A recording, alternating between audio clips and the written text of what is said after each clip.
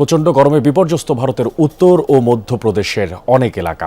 জারি করা হয়েছে হিট ওয়েভ সতর্কতা। আর হিট স্ট্রোক ও পানি শূন্যতাজনিত কারণে হাসপাতালে বাড়ছে রোগীদের ভিড়। না বিশ্বাস গবাদি পশুপালকদেরও। আর তাপমাত্রার পারদ ৪৭ ডিগ্রির বেশি ছাড়িয়েছে বলে জানিয়েছে আবহাওয়া অধিদপ্তর। আর তীব্র গরম থেকে বাঁচতে ঘরের বাইরে থাকা এবং পর্যাপ্ত পানি পান করার পরামর্শ দিয়েছেন চিকিৎসকরা। রেইনবো অ্যাক্রোপ্লাস্টে অ্যাক্রিলিক এমালশন থাকায় মুছে ফেলা যায় যে কোনো দাগ সহজেই। Rainbow Paints. সামান্য একটু পানির জন্য ভিড় জমিয়েছে মানুষ। ছুটে আসছে দূর দূরান্ত থেকে।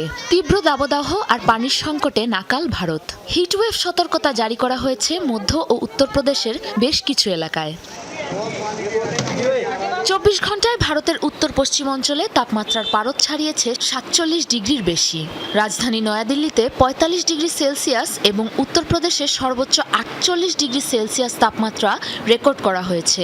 প্রশান্ত মহাসাগরীয় উষ্ণ জলপ্রবাহের কারণে সৃষ্ট আবহাওয়া পরিস্থিতি বা এল নিনোর প্রভাবেই তীব্র গরমে বিপর্যস্ত জনজীবন। বাড়তে থাকা গরমের ধকল সইতে না পেরে হাসপাতালে বাড়ছে রোগীদের ভিড়। হিটস্ট্রোক, হিট এক্সশন ও পানি শূন্যতা নিয়ে প্রতিদিনই ভর্তি হচ্ছে অনেকে। তাদের বেশিরভাগই গর্ভবতী নারী ও শিশু। দিল্লিতে হিটস্ট্রোকের কারণে আশঙ্কাজনক অবস্থায় রয়েছে অন্তত ২ জন। বৈরী আবহাওয়া পরিস্থিতি মোকাবেলায় বিনামূল্যে খাবার ও পানি বিতরণ করছে কয়েকটি অলাভজনক সংস্থা। তীব্র গরম থেকে বাঁচতে ঘরে থাকার এবং পর্যাপ্ত পানি পান করার পরামর্শ দিয়েছেন চিকিৎসকরা। আমার বাচ্চা কিছু খেলেই তার ডায়রিয়া ও বমি হচ্ছে। কয়েকদিন আগে আমারও একই অবস্থা হয়েছিল। গরমের কারণে অনেক অসুবিধায় পড়েছি। যমুনার পার্শ্ববর্তী এলাকাগুলোতে পানি সংকট মোকাবেলা ট্যাঙ্কার মজুত করা হয়েছে। প্রয়োজন হলে আমরা সেগুলো ব্যবহার করব। বাকি এলাকাগুলোর জন্যও আমরা অ্যালার্ট মোডে রয়েছি। বিপর্যয় নেমে এসেছে পশু পাখিদের জীবনেও।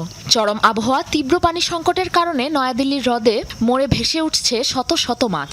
উত্তরপ্রদেশের পশু হাসপাতালগুলোতে পানি শূন্যতা, হিটস্ট্রোকজনিত কারণে নিয়ে আসা হচ্ছে অসুস্থ গবাদি পশু। গেল বছর ভারতে মাত্র ৪ মাসে নথিভুক্ত করা হয় রেকর্ড প্রায় ৭,০০০ হিটস্ট্রোকের ঘটনা। প্রতিকূল তাপমাত্রা সহ্য করতে না পেরে প্রাণ যায় অন্তত ১৪ জনের। সাবরিনা নুসরাত, যমুনা নিউজ।